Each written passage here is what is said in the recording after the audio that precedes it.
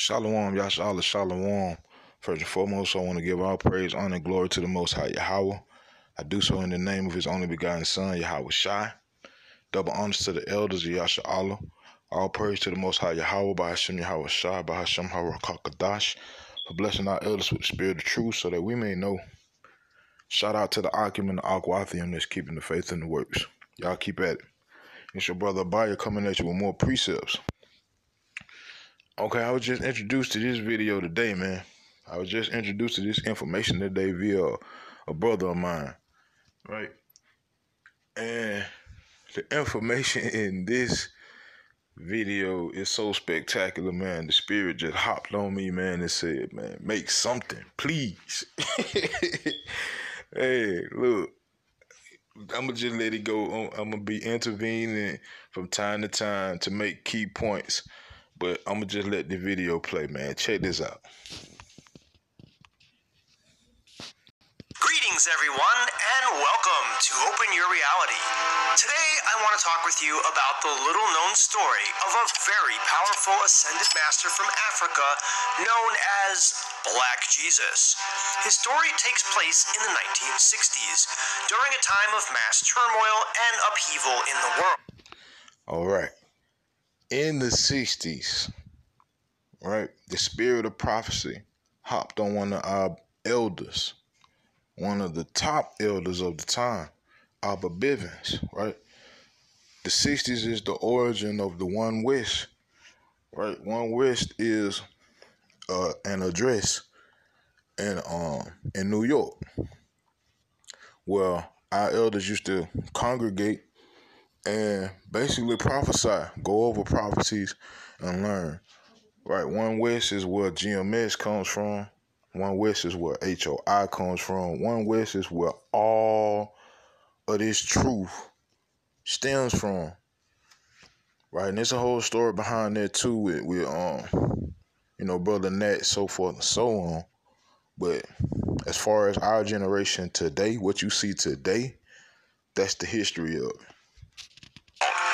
Those who follow my channel know I made 2 videos on Ascended Masters last year. They were popular videos, and I talked mostly about white, Asian, and Indian Ascended Masters. But a number of black viewers asked why I never mentioned any black Ascended Masters. If you looked at that photo when he showed the 2 photos and when he was speaking about the Ascended Masters, one of those Ascended Masters was someone called Quetzalcoatl. Quetzalcoatl is a so-called Mexican legend. And his story mirrors the Messiah. Mirrors the Messiah, man. I'm talking about giving his life for humanity, the whole guap, bro. It's the same story, right? Just wanted to throw that in there. There have been black Ascended Masters, but they are not as known as the other races. So when I recently came across the story of Black Jesus in David Wilcock's awesome book, The Ascension Mysteries, revealing the cosmic battle between good and evil, I thought it would be the perfect little story to talk about for everyone, and especially the black viewers out there. Now, honestly, I think we all get way too hung up on race. Skin tone and race are just the outside containers. See, that's a Edomite thing, right? Esau is the one who created the big to-do about skin tone. John 6:63 says, "It is the spirit that quickeneth, the flesh profiteth nothing. The words that I speak unto you, they are spirit and they are life." All right, so it ain't about a black or a white. That's why if you speak to a Hebrew Israelite that has any knowledge, whether it be milk or meat, man, they're going to say so-called black man or so-called white man, right? Because those are nothing but bywords. That's all.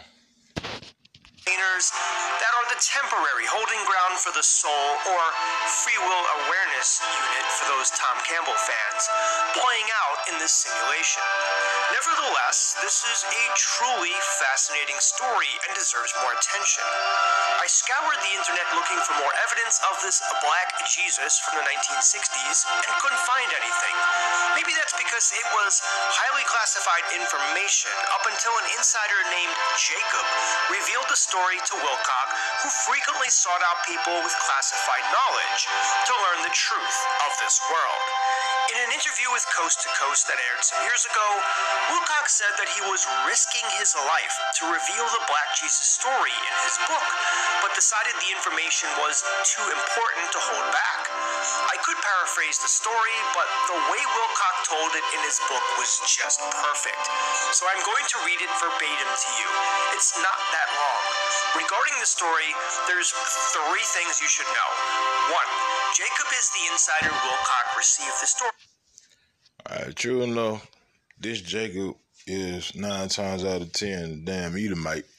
But just the spirituality in that name that has the inside information to this story, man.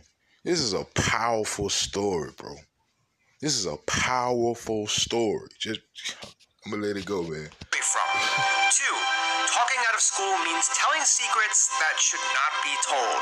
And 3, the Cabal is a secret group of people that control the world. They're also known as the Illuminati.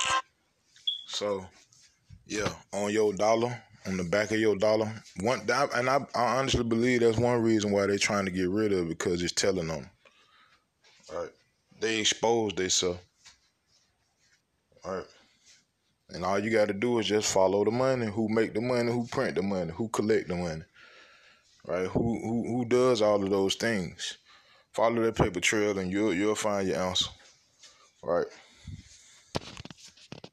The Deep State and the Committee of 300. Before I begin, please give the video a like if you are enjoying it so far, and subscribe to the channel if you haven't already. Thank you. All right. Here's the story directly from Ascension Mysteries. One of the most surprising stories Jacob ever told me concerned a man they called Black Jesus. He said this was highly classified, and he was definitely talking out of school to tell me about it all. Apparently, in the 1960s, a man appeared in Africa who had full ascended abilities. He could read people's minds, materialize objects out of thin air, communicate telepathically, levitate himself, and teleport his body from one location to another. He was a spiritual teacher who emphasized love, peace, service to others, and forgiveness as the common core that unified all the great religions. The Cabal does not want anyone to develop these abilities, and if they find out that someone has them, they will hunt those people down and terminate them with prejudice. The Cabal made several attempts to take this man out. So, what that just said was Esau found out about the man. Right? Esau found out about the man and became Esau. I ain't gonna say became, but Esau doing what Esau does. Consistently regenerated his body after each attack, no matter how lethal it seemed to be. Finally, the man was told that they had given up. He was far too powerful. There was nothing they could do to stop him, and they were going to surrender. They invited him to a major world summit and told him they would reveal him to all of humanity so he could share his message. He was brought on board a military transport aircraft. Once airborne, he was shot repeatedly. His body was divided into many different sections, each of which was stored in a super high-tech energy-shielded container. Jet aircraft rushed up to the plane in sequence and scrambled the containers all over the earth. That's spiritual right there, man. That's spiritual right there. Esau, wicked ass, spread the man bodies to the 4 corners of the earth, man. That's spiritual, bro. Right? Salakia.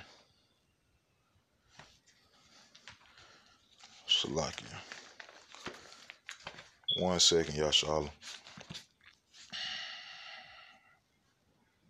Give me 1 second.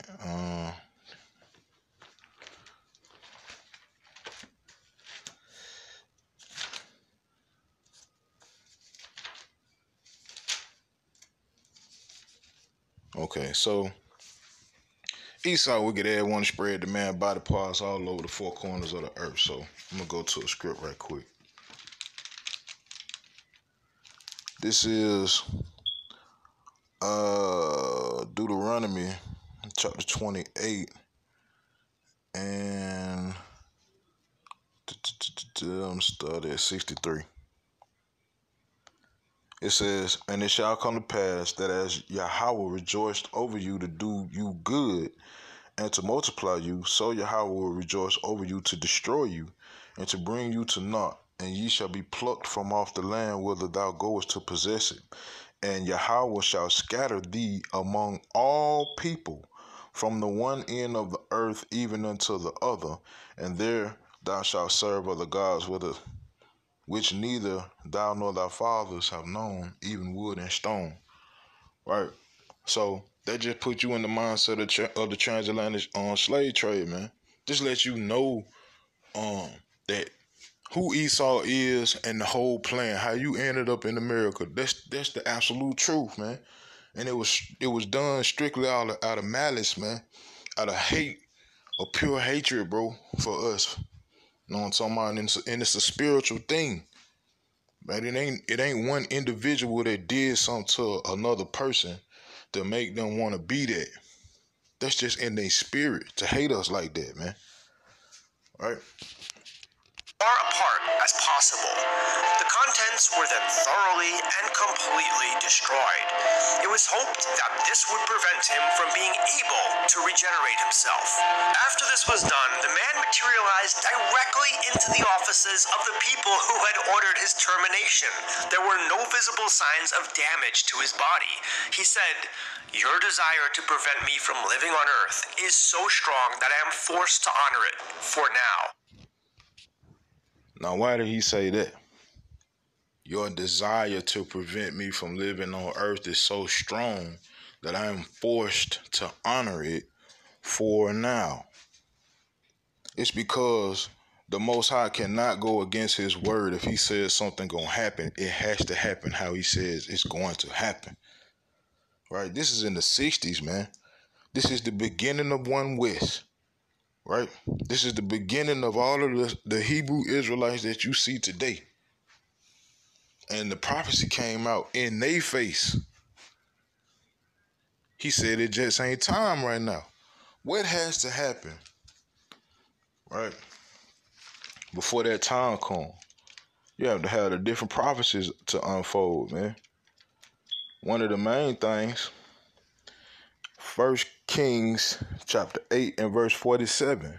Yet, if they shall bethink themselves in the land whither they were carried captives, and repent and make supplication unto thee in the land of them that carried them captives, saying, we have sinned and have done perversely, we have committed wickedness, and so return unto thee with all their heart and with all their soul in the land of their enemies, which led them away captive, and pray unto thee toward their land, which thou gavest unto their fathers, the city which thou hast chosen, and the house which I have built for thy name, then hear thou their prayer and their supplication in heaven, thy dwelling place, and maintain their cause. That maintain their cause means bring justice, right? So we had to wake up first, right? And that was the beginning of the Great Awakening, man. Since the 60s, bro. Yes, since Malcolm X, since MLK, Medgar Evers, so forth and so on, man. That's how long this truth been on this earth. But the Most High had to allow Esau to be Esau. What did Esau have to do? He had to get this internet up and running so that this gospel could be preached all around the world. And it happened. Just like it said in Matthew 24, then shall the end come. Everything is starting to be revealed, man. That man is sin, bro. He has been revealed. Who we are, it has been revealed. Who the world is, it has been revealed. What times we in, it has been revealed. We living in revelation. Revelation literally means the revealing, bro. This place is done. It's a wrap. Right? Straight like that, man. This place done. It's over with. So now it's time to wake up, man. It's time to go ahead and get up and get about your father's business. Salak, y'all. Y'all shalom. Let's see.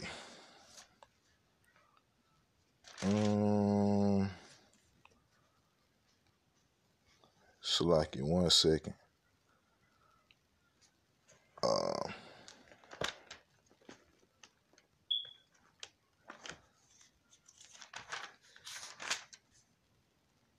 Right. Here's another prophecy that had to happen before we get endowed with our powers, get endowed with our new bodies, man. This is the book of Ezekiel, chapter 9 and verse 4. It says, and Yahweh said unto him, go through the midst of the city, through the midst of Jerusalem, and set a mark upon the foreheads of the men that sigh and that cry for all the abominations that be done in the midst thereof. Right? So a mark has to be set on the Most High's people, on that 1/3 and on that 144,000. If you have no idea what those things are, you need to be finding out. You need to be finding out. It's a commandment in this book, in our book, that we supposed to read. We supposed to get taught. So if you're not doing it, you behind the curve already. Right? Verse 5, it says, and to the others he said in mine hearing, go ye after him through the city and smite. Let not your eye spare, neither have ye pity. This is a commandment that the Most High is giving his people. Set a mark on the ones that's righteous, and everybody else smite. I will be leaving you shortly. However, in the future, many more people will develop abilities just like me. Man, I will be leaving you shortly. However, in the future, many more people will develop abilities just like me. Man, look, this is the book of Haggai, chapter 2 and verse 9. The glory of this latter house shall be greater than of the former, saith Yahweh of hosts. That word host means army, right? It says, and in this place will I give peace, saith Yahweh of hosts. We soldiers, man, in the army of the Lord, bro. Literally. This ain't no gospel song we talking about. We talking the absolute truth. We soldiers in the army of the Most High. You mean to tell me, I'll put it to you like this. If we soldiers in the army of the Most High, that means we will be endued with powers from above. The same powers of a Samson, King David, Yahweh Shai, man. Yes, read Bel and the Dragon, man. The vehemency of a spirit can take you from one place to another, man, in the blink of an eye. Right? This is the book of Joel, chapter 2. And I start at 1. It says, blow ye the trumpet in Zion. That's a sound of alarm, man. We in the end times. That's why you got the brothers on the highways and byways, man. That's prophetic. And our people don't even look at it like that. They look at it like something new. It ain't new. It's old. It's just being reintroduced to you. Right? The same thing the prophets did in times of old, man. Prophesy the downfalls of kingdoms. Prophesy wars. Will prophesy things to come. right? It says, blow ye the trumpet in Zion and sound an alarm in my holy mountain. That mountain is a power. The Most High is the Most High of hosts, and we are the Most High's personal hosts. Check it out, man. It says, and sound an alarm in my holy mountain. Let all the inhabitants of the land tremble, for the day of Yahweh cometh, for it is nigh at hand. A day of darkness and of gloominess, a day of clouds and of thick darkness, as the morning spread upon the mountains. A great people and a strong, there hath not been ever the like, neither shall be any more after it, even to the years of many generations. Right? When the Most High build us up, man, it's a wrap. Ain't no force in the universe gonna be able to step to us, man, because we represent the Most High. And it's gonna be a well-known fact, man. Ain't gonna be no guessing. Ain't gonna be no you gotta tell somebody this, man. It's gonna be known. It's gonna be known to us like breathing.